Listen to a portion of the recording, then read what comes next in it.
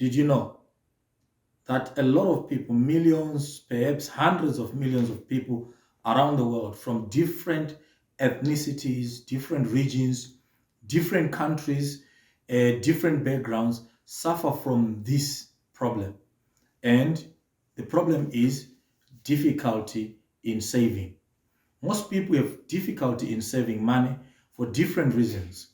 Hello, welcome. This is Finance Fridays with Kenneth Phiri. Starting this Friday and the Fridays to come, each and every Friday, you'll be receiving this straight on this channel, Finance Fridays, where we discuss topics that are related to finance.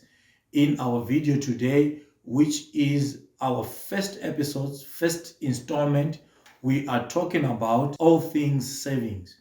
The question is, why do people have difficulty in saving? Why don't people save? I'm sure you and I have this question. Why do you have, or why do we have problems when it comes to saving?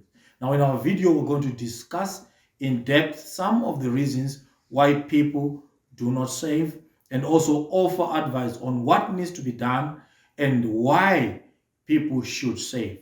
In order to keep pace with the content that will be coming your way, please make sure you subscribe to the channel, like, share the videos, and make sure that everyone out there in your circles know about Finance Fridays with Kenneth Phiri.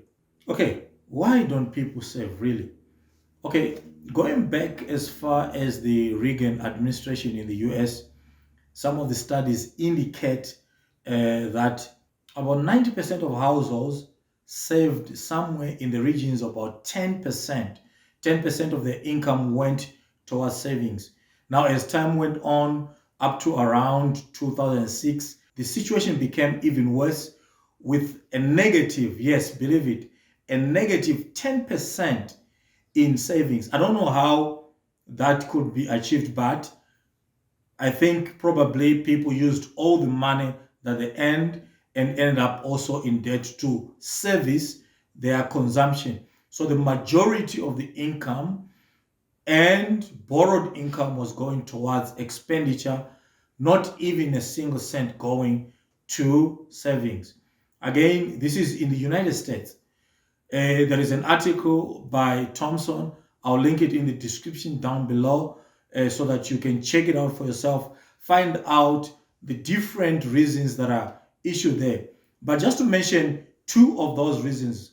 One of the reasons was the level of income was not growing as fast as the level of expenditure. Now, day-to-day expenditure for most economies around the world, you and I can testify to that fact that expenditure keeps increasing either on a daily basis, weekly, a monthly, depending where in the world you are. But there is an increase. Whether or not your income is keeping up with expenditure is another case. But for the majority of people, you find that indeed it is true, their incomes are not growing as fast as their expenditure, therefore giving them excuses that are sufficient enough or reasons that are good enough for them not to save. The second reason given by Thompson was that the majority of middle class and lower class Americans ended up in a position where they are financing their housing from debt. Now, that being the case means that most of their income go to servicing mortgages and other loans that have taken to cover the gap that the mortgage payments have left. So as a result, there is nothing left to put towards savings. There are many reasons given in that article. I'll leave the link. Make sure that you read for yourself and find out whether you fall under any of those reasons. Coming to South Africa, a lot of research has been done on the same topic, and some of the reasons also that are given, first and foremost, is number one, seems to be common around the world. Income is not sufficient to channel part of it towards savings. And then the second reason given for most people is that savings do not fall within the budget. What that basically means is that if there is extra money at all, it is channeled towards expenditure on something, which means at the end of the day, there is no extra money left from any income that comes in. All the money is budgeted for. And as a result, there is nothing that has been planned for savings. So savings take a back step or they are not included at all. A third reason given is that the high cost of living does not justify savings. Most of the money go towards servicing expenditure of one type or another. This reason is also tied to the fourth reason, which is an increase in expenditure on household items, things that are considered to be basic needs such as transport, such as rent, food, school fees, and so forth. All these take the majority of the income that comes in, therefore leaving nothing to save. However, there is one reason that those people that are sort of financially astute have put forward, which is the fifth reason, that being the interest rates that commercial banks and other financial institutions are offering does not justify savings. Now, this suggests that people are looking for reasons to grow their income or to grow their investment elsewhere other than savings. Therefore, there is absolutely no reason for them, especially in cases where you find that inflation rates are way above the interest rates that banks are offering, which does not justify you leaving money in your account for savings, meaning that by the time you get the yield, whether after 6 months, 1 year, or whatever a financial period, the amount is worthless because inflation has totally eroded the value of that money. Right about now, let's look at the reasons why. Why should you save? One of the most important reasons why you should save, which is number one, is emergencies. Have you realized that most of the time, if you're that person who's living from hand to mouth, emergencies always happen at that time of the month when there is nothing in your account. So it is important to leave something on the side to plan for emergencies, because emergencies will happen. Emergencies are not planned for, they will happen. And if they do happen, you must be in a position to take care of them. Otherwise, it will put you in more debt because somehow you will need to finance them. Number two is retirement. Retirement is a very good reason for you to save. Now, if you do not have savings, probably there is something that you're doing towards retirement. Retirement is a significant reason why you should save. Number three, which is one of the most important reasons uh, in the current environment where we are, wealth creation. All right, we have seen the big gap that exists between the rich and the poor. Obviously, something has to be done by those that are on the downside to create wealth. Okay, wealth creation means that you have to have money to invest. If you don't have savings, where will it come from?